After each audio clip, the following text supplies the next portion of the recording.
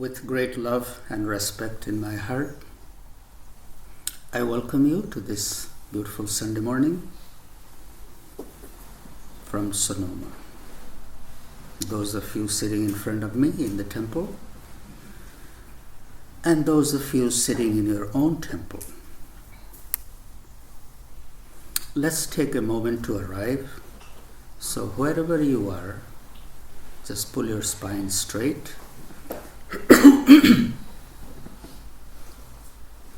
Open your shoulders. Lighten your mind and close your eyes.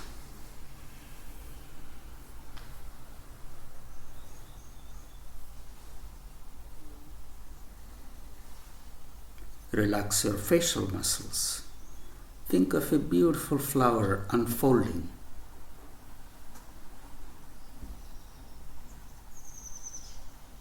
Invite that peace, calming, cooling sensation in your eyes.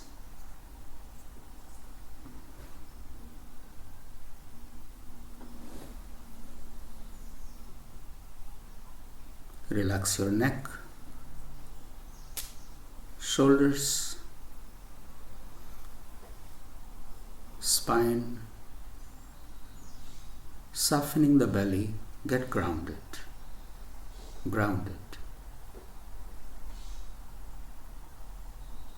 Become aware of your stillness.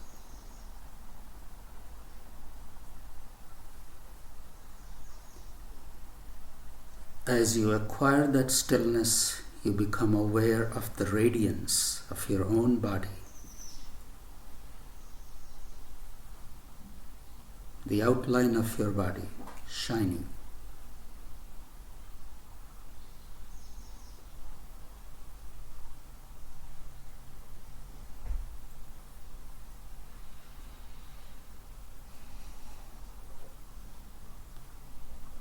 Become aware of that breath that's just flowing in and flowing out effortlessly.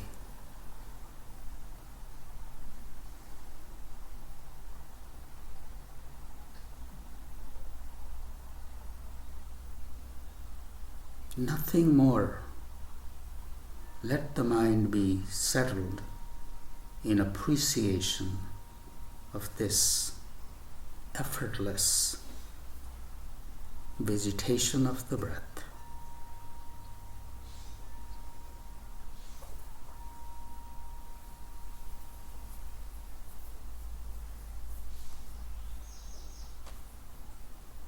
All the restlessness, anxiousness settling down the way sand settles in a glass of water.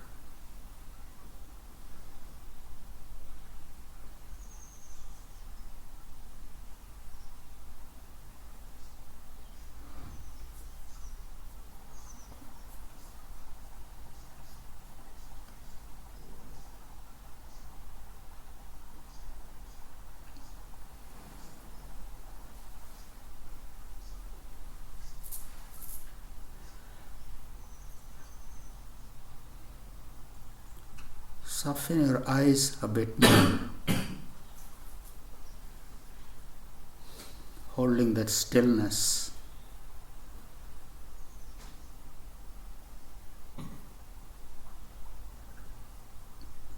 Pause the breath.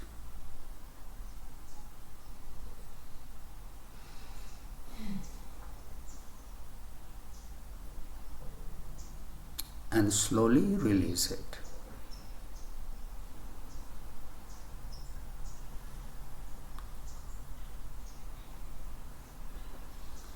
Bringing the attention at the navel, we pause the breath again.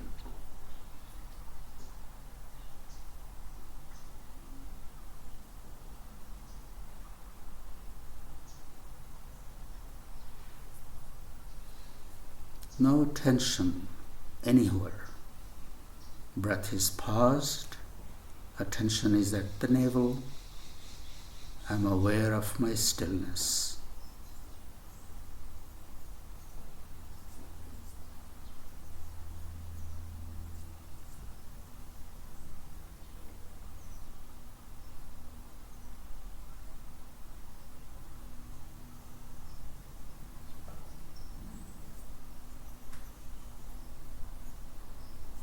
and release the breath.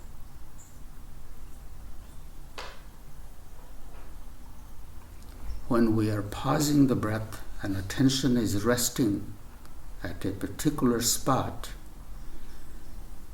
we're not thinking of anything, not waiting for anything, not analyzing, nothing, just total pause. We pause the breath again at the navel.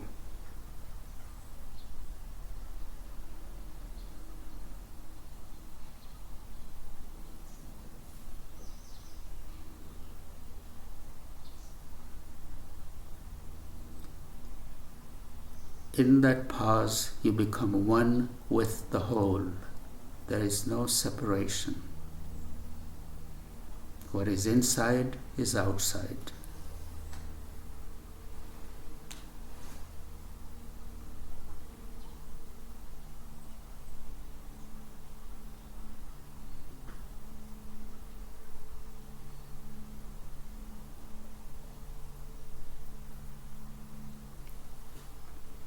Release the breath before you begin to stress. After a couple of gentle breaths, we pause it again and experience that oneness that has no attribute, that is boundless. It just is.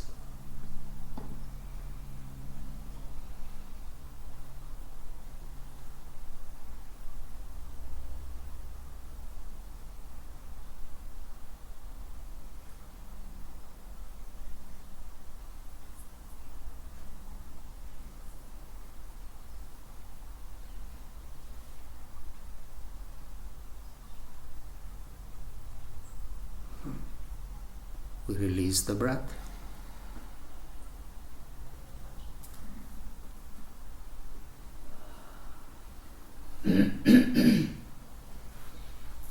Mind is never still. So next time we pause the breath and try to be one with that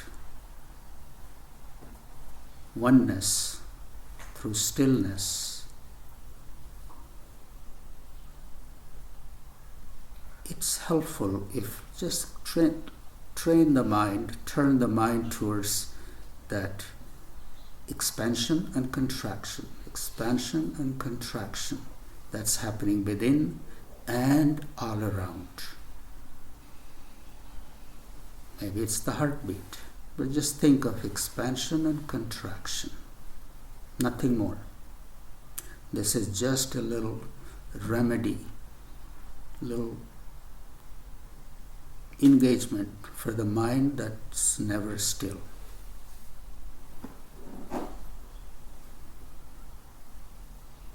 Now we bring our attention to the heart.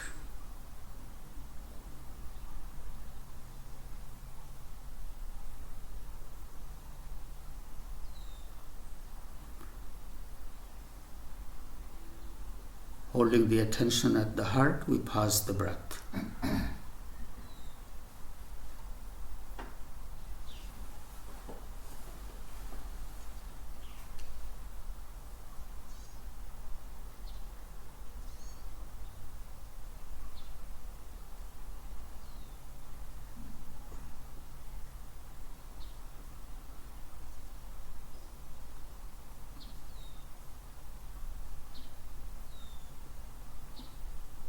And release.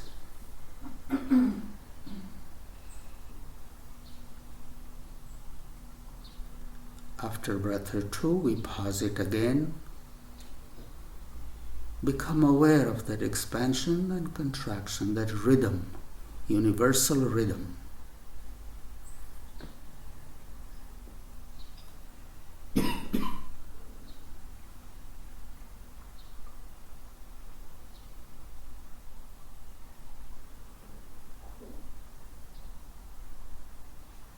Release the breath. You are breathing, but without losing the rhythm of the breath in your attention.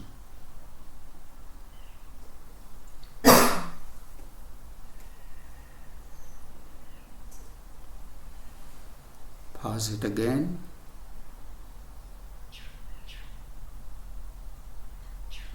Be one with that rhythm.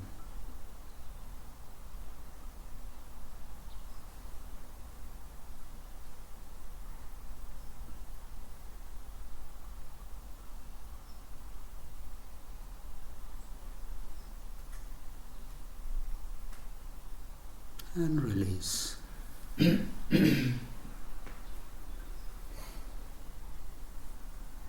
Calmness in the eyes, softness in the whole body, no tension.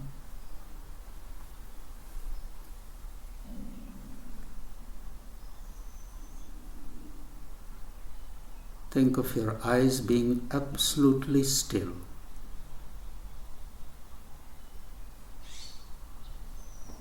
Mind is resting in the center of the forehead. Pausing the breath.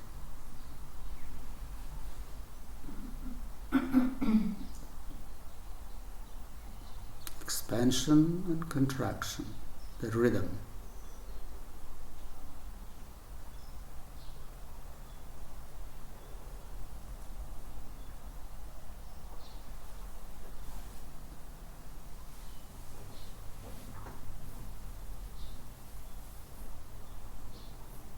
Release the breath.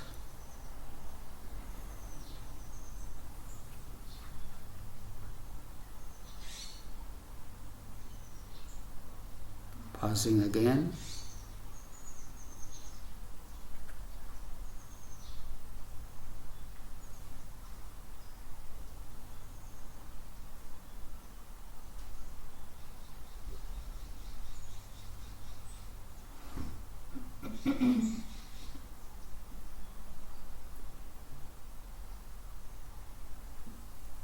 Releasing.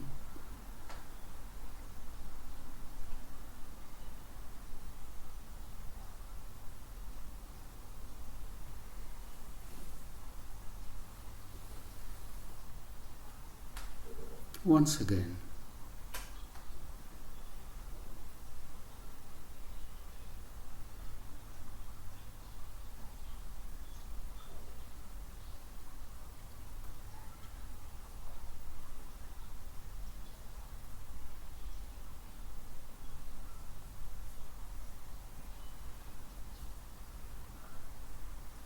And releasing.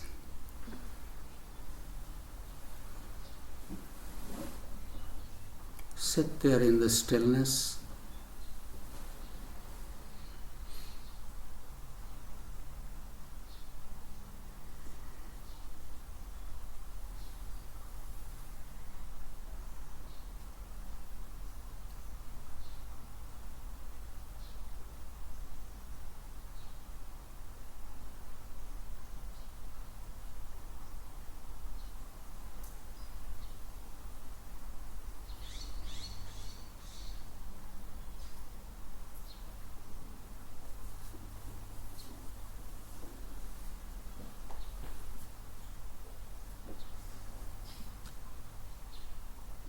Pause the breath again.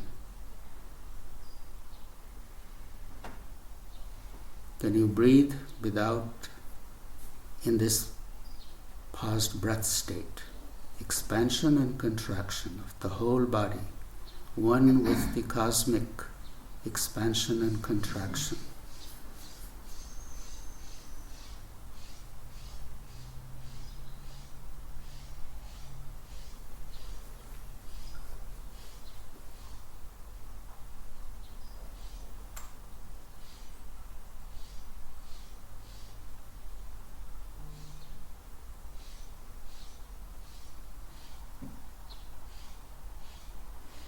Release the breath.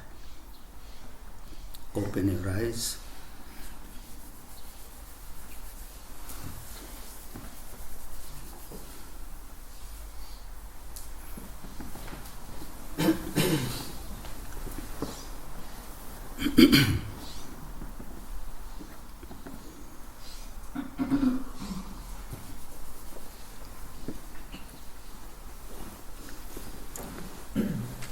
Thank you for taking this time to just just be calm and settled.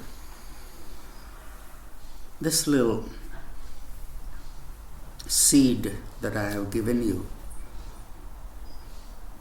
you can grow a banyan tree with this seed. Don't need much. Practice of that stillness and connection with that expansion and contraction. We are not separate. We are connected with a cosmic rhythm. We are connected with everything around us. We are not separate. We are part of the whole. That reminds me, actually today, in India, there is next 2 weeks are called Pitru Paksh. The Paksh means the 2-week time, 14 days. It's dedicated to our ancestors. And ancestors up to 7 generations, 7 and more, but 7 at least. So in Pitru Paksh,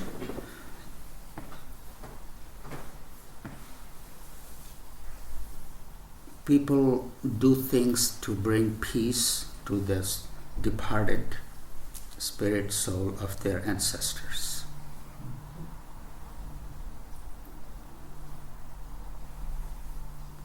It is also believed, if for some reason any of our ancestors their soul is unsettled, if you do something for them and that brings the liberation,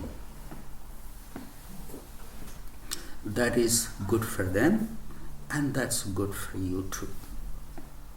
People believe if they are stuck in life somewhere, something is not moving forward, some health challenges comes on,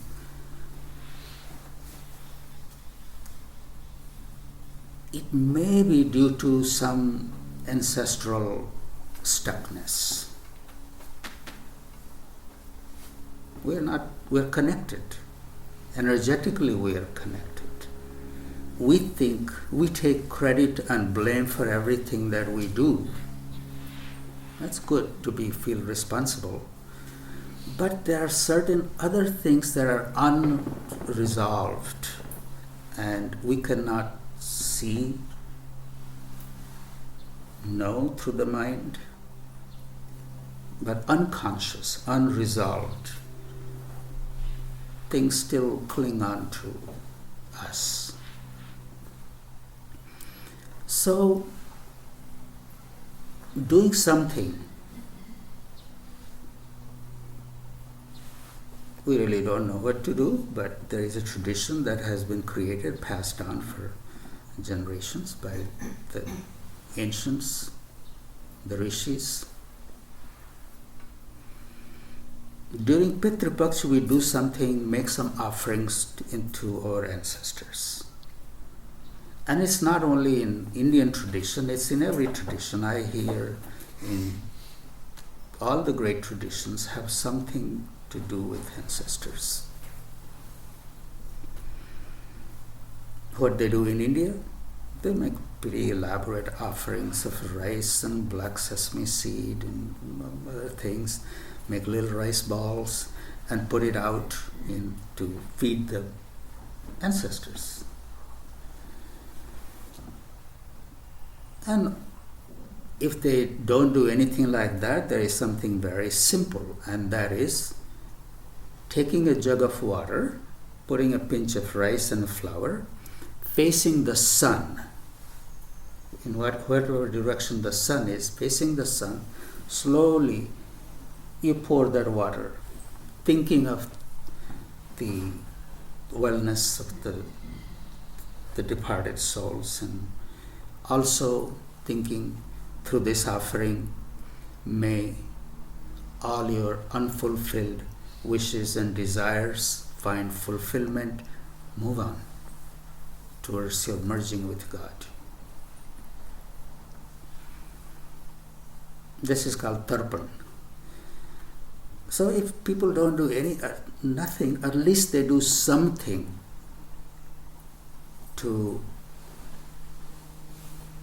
bring peace to their ancestors. And once you do something, then you also feel, I have done something and something will be resolved. That's a more talking psychologically. But if you are a devout, you believe in these things, you just do it and you know it, some resolve is coming your way. And if you feel it's happening, then it happens. And there has to be a little place for mystery in our life. Without having a little space for mystery, if we think, if I only understand, if I only get it, if my mind only gives me permission, then I let it in, then we shortchange ourselves.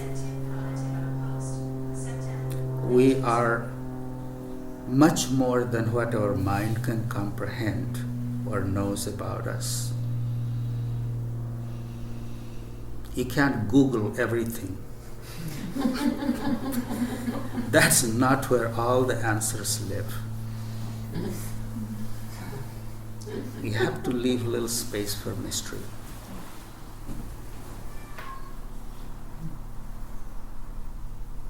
You can know much more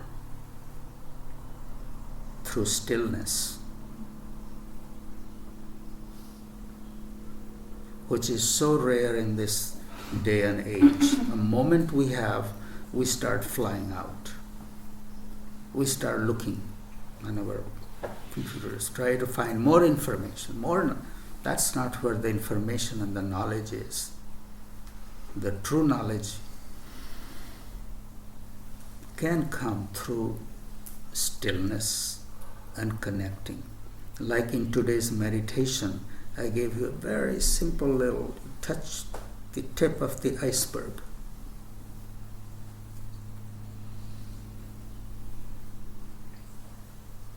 When you were experiencing that, your oneness through expansion and contraction,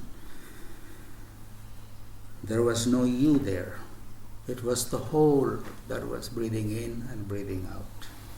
And that's the state our universe is all the time.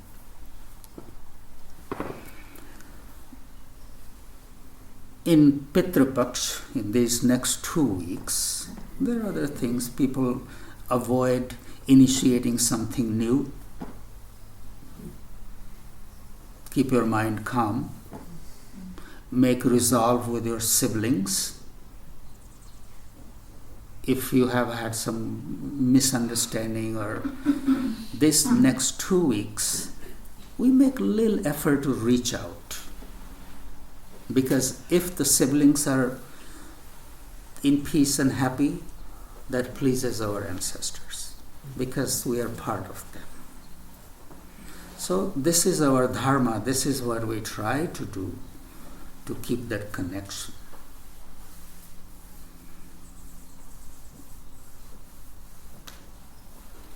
Do some charity in the name of your ancestors. Help some little kid who is not able to go to school, or feed the hungry, feed the poor, give something. Giving something in the name of ancestor is also very common during Pitru Paksh.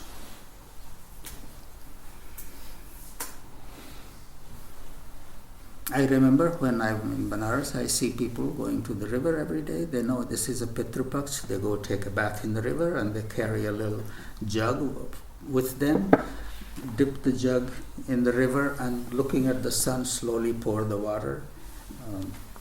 And that's it. Not a very complicated thing. It's something very symbolic and people do.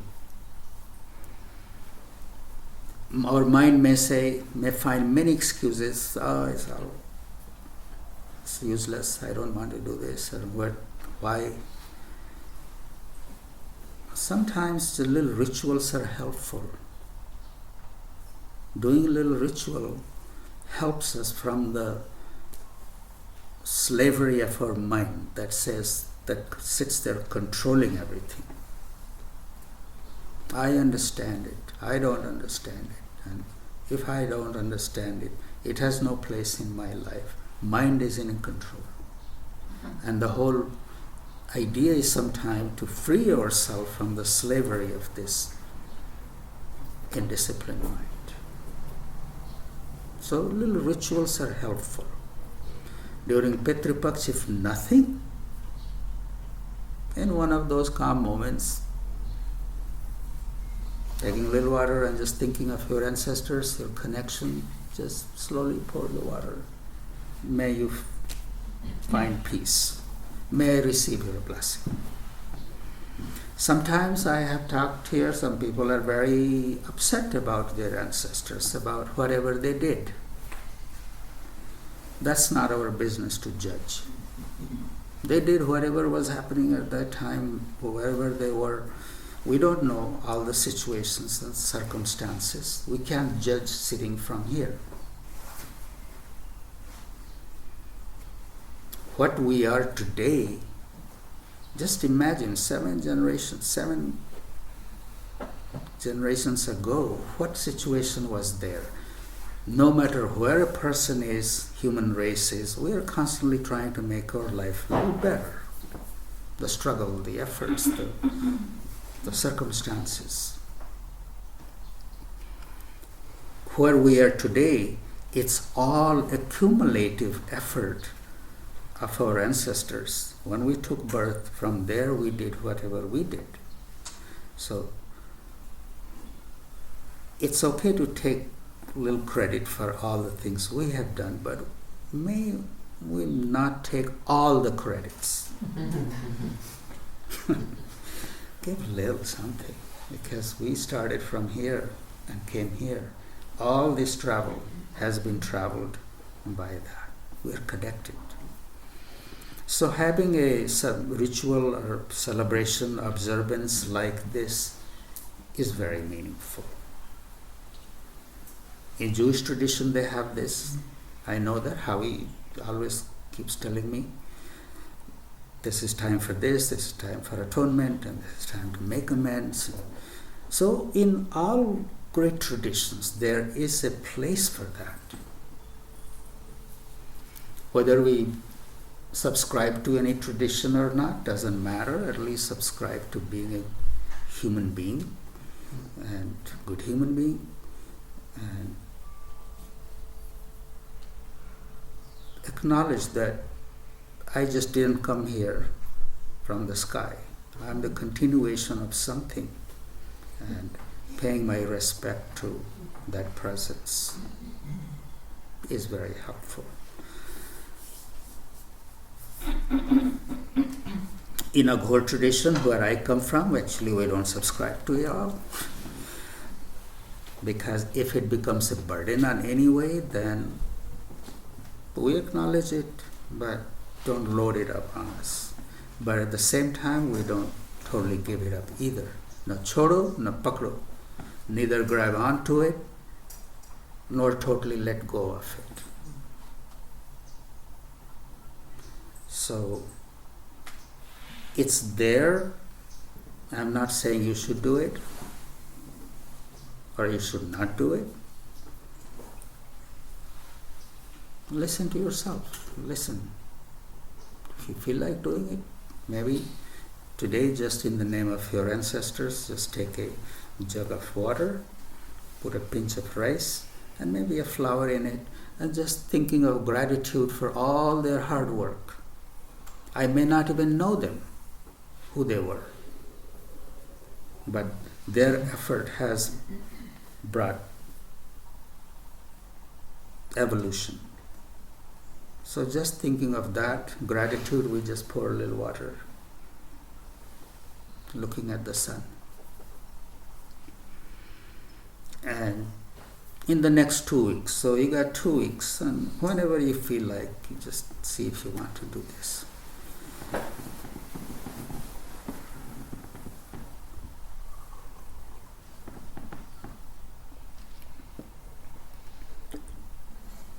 Maybe more. Make amends. Reach out to your siblings. If there is any misunderstanding, clean that up. Maybe do some little charity work. Feed the homeless, feed the hungry. Help someone in need. Not thinking what I'm getting out of it, but just thinking of as a gratitude for all the blessings in my life.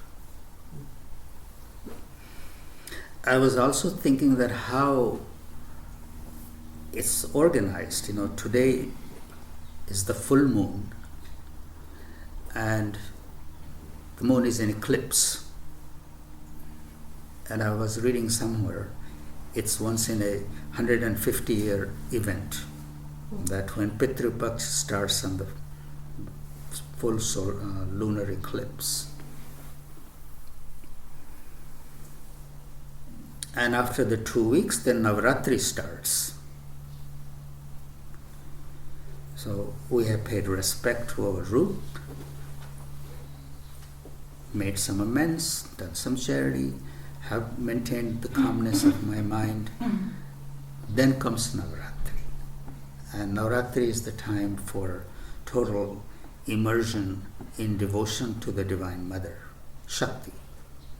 Enrich ourselves with Shakti. So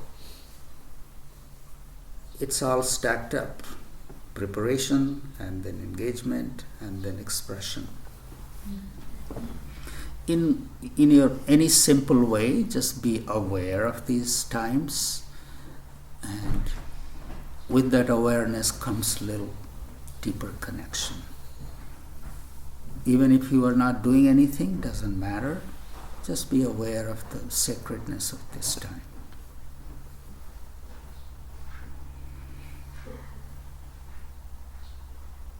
Pitru Paksh, the time to honor the ancestors. In some other traditions, I was in Bali one year, and there they really celebrated. All the Asian countries, there is a great importance given to the ancestral recognition. So wherever you are today, just take a moment to be quiet and think you are not alone. You are connected, that there is a root system. From that root has grown the trunk, from the trunk, the branches, the leaves. We are just one of those leaves of this huge tree.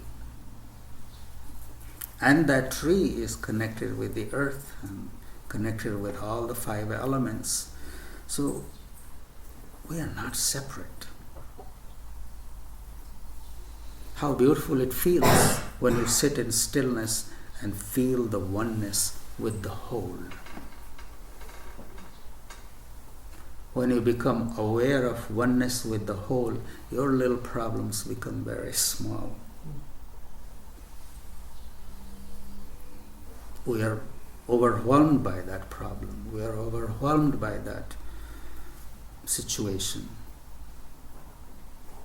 Expanding our mind, opening our mind to greater always helps us get away from our little problems. We receive blessings. We receive blessings that we may not where it's coming from. Our dharma is just to live our dharma. Once we live our dharma, we are part of the whole and we move. Thank you. I had no idea what I was going to speak today, but I was coming in on the deck. There is a little sapling of mango tree. few months back, somebody had brought me a very beautiful mango, and I really liked the mango. So I planted that seed and nurtured it, and I told everybody in the ashram, this is my favorite mango plant. So everybody took care of it, and it's sitting on the deck. Has only 9-10 leaves in it, and has weathered through the heat of Sonoma and the wind and the rain and the cold, the fluctuating temperature, which is not its native, but still is thriving. Someday this tree will become a huge tree. Ever seen a mango tree? It becomes huge. And that reminded me of that once that huge tree is there and all those leaves and the fruits and are there, would they ever think of this little sapling that is weathering the storm and trying to survive in these harsh conditions? That reminded me of our ancestors, and then Pitra Paksha, so here you are. Thank you all. Have a wonderful week ahead. I would love to hear if anybody has anything on their mind.